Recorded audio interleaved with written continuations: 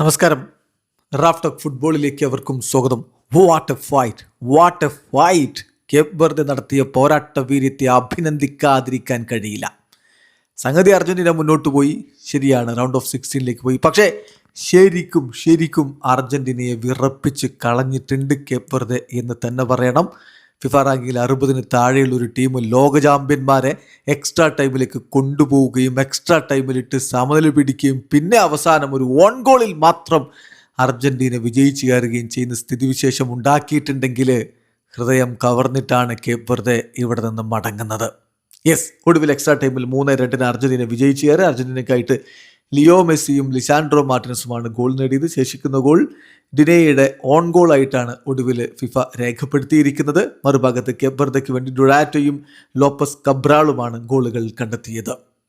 മയാമിയിൽ നടന്ന മത്സരത്തിൽ അർജന്റീനയുടെ മുന്നേറ്റങ്ങൾ നയിച്ചുകൊണ്ട് ലിയോ മെസ്സിയും ലൗട്രോ മാർട്ടിനസും തിയാഗോ അൽമേഡയും ഒക്കെ ഒരുമിച്ചിറങ്ങിയപ്പോൾ മറുഭാഗത്ത് ഡികോസ്റ്റ, കബ്രാൽ, ഡുറാറ്റെ, മെൻഡസ് എന്നിവരെയൊക്കെയാണ് നിർത്തിക്കൊണ്ടാണ് കേപ്പ് വെർദെ ഇറങ്ങിയത്.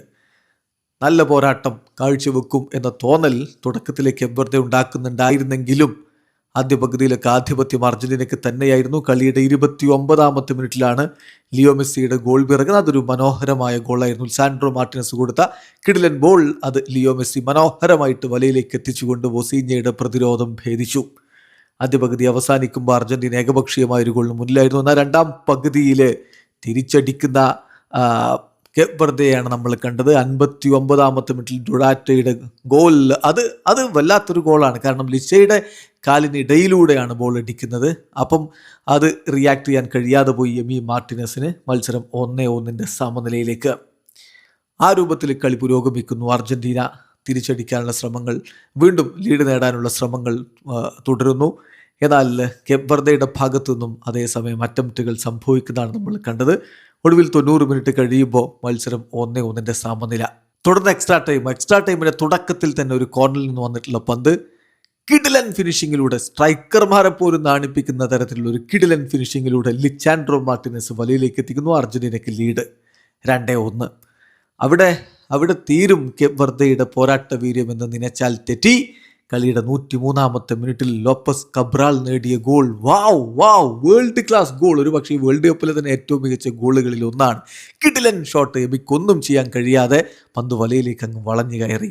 2-2 സമനില. മത്സരം പുരോഗമിക്കുന്നു.